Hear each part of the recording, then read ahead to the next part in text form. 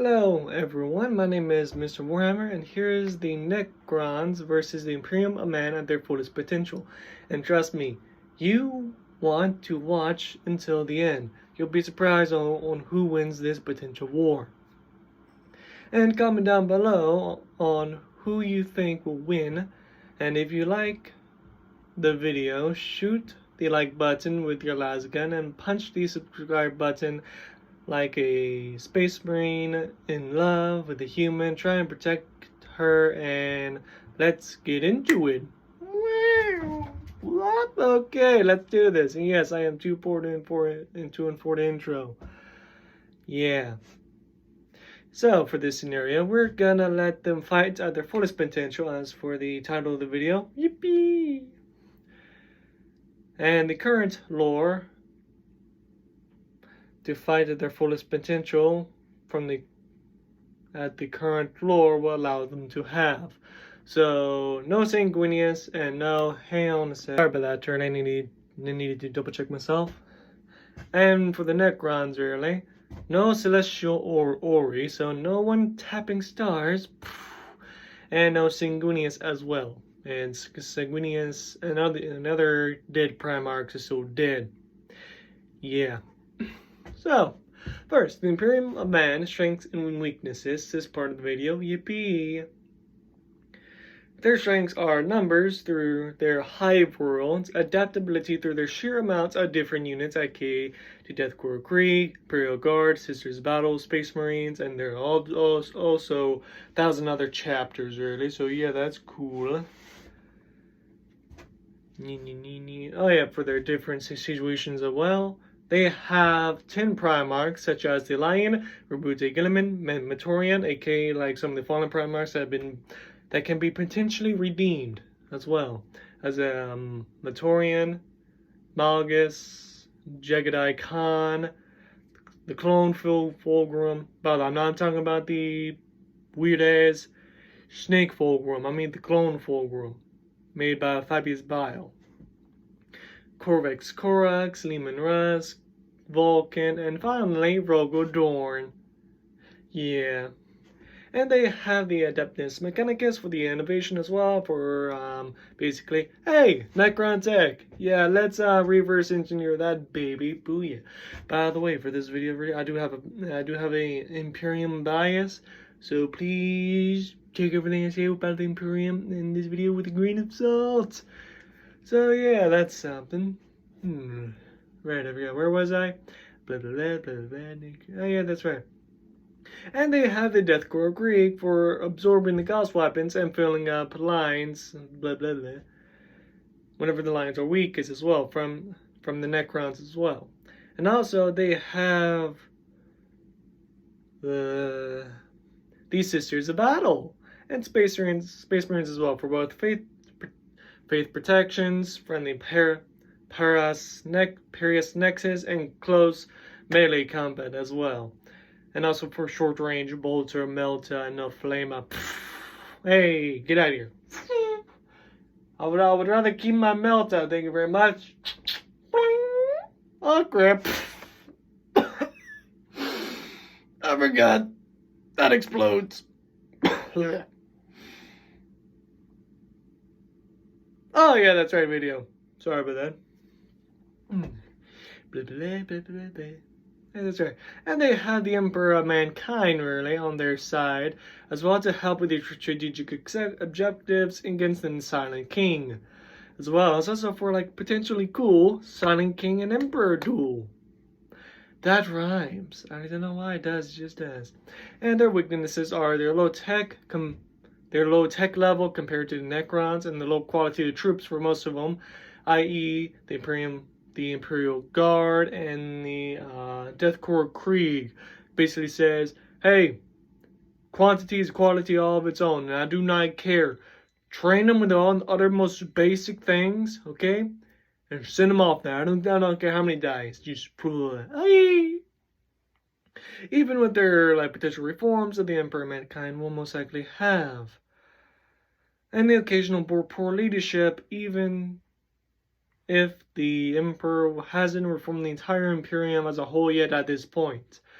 By the way, little side note, by the way, I didn't put it into the script really.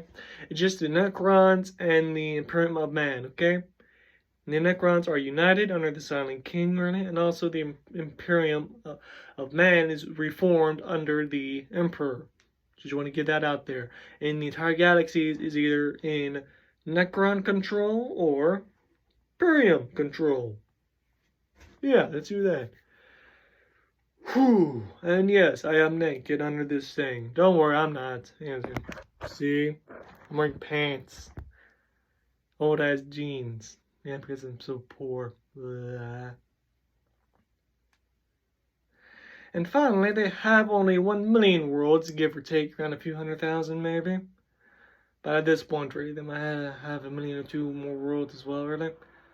And the Imperium population is about 64 quadrillion from my own little calculations that I made a little bit. At most, really. And with a military of 500 trillion to potentially 5 quadrillion. And about 4 million ships of varying sizes. And by the way, if you want to know how I got in the 500 trillion to 5 quadrillion soldier number, comment down below and I can do that for you in future videos. Oh yeah, and also if you like this video, smash that like button. And yes, I am darker now. And now I'm purple. Yeah. And do whatever thing you want to do as a subscriber. I don't care, do the subscribe button. Yeah. Now let's go to the Necrons. Strengths and weaknesses. They have the overall tech level far above the Imperium, and their average trooper Necron warrior is far better than the average Imperial guardsman. But they have had a weakness of melta weaponry and plasma weaponry and high explosive shells, i.e., whenever like a melta gun or plasma gun or very very heavy bolter just hits them, oh, the necrodarmans can't really heal as much, really, but hey, it's something, really. So, blah, blah, blah. Oh, yeah, that's right. And the leadership is far better than the average Imperial officer as well, but the Necron military is very top-down military structure, which meaning that if you cut off the head of the snake, or aka the general, the rest of the ship, the rest of the Necrons would just stand by and say, oh hey, what are we supposed to do? I don't know, just stand here. Okay, cool. Because most of them are just drones. They don't know what to do. It's like, hey, drone operator, you control that drone, right? Yes. Okay, problem solved. Kind of like that, and the drone doesn't really know where to go. Yeah, and currently, really, blah blah blah blah blah blah blah. By the way, the script is primarily meant for, hey, know what the hell you're talking about. And currently, I'm just reviewing the script here to make sure I didn't really miss anything. Oh. Yeah, and currently their population is about 12 trillion Necron warriors, aka basically the entire society, every single man, woman, and child, varying of age or so-and-so, can be soldier. Unlike the Imperium, which can only have a limited man pool power, really. But most are now 15 quadrillion soldiers. And yes, a little bit late calculations. And currently, really, they control around 4 million planets. And currently, in the little lore, really, it's like millions of worlds. I put that little low ball for some reason. I don't know why, but I don't want to reschedule that. So, and there's some of the number of ships really up to my knowledge as well. And now the war, and depends, yeah. And the war depends on who starts it first, really, will make the victor of the war. So let's start with the most likely faction who will be the aggressor, which is quite hard to think about it, because the Necrons, really, with their arrogance and pride, they can just say, okay, smash them, versus the Imperium's xenophobia. Yeah. Plus also the Silent King and the Necron, the Silent King and the Emperor Man could make a little negotiation or anything, but hey, that will just make this entire video being worthless. So let's just say, oh, let's go.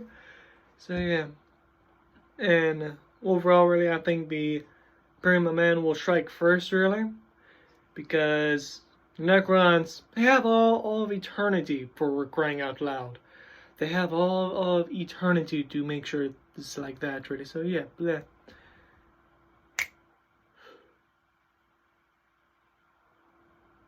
No light, please don't show again. Thank you. Yeah, hang on a second. And currently, really, and most likely the necrons will let the Imperium Man attack first, really, because they have sheer amount of numbers, and it's typically around, like in history, really, typically around 3 to 4 sometimes higher, sometimes a little bit lower, depends on the defenders and advantages and disadvantages, but typically around 3 to 4, really. But for this one, for this scenario, I'm just gonna say, for the amount of technological prowess and quality of the average Necron trooper, aka Necron warrior, it's around a 40 to 400. Let's say around like even 200, right?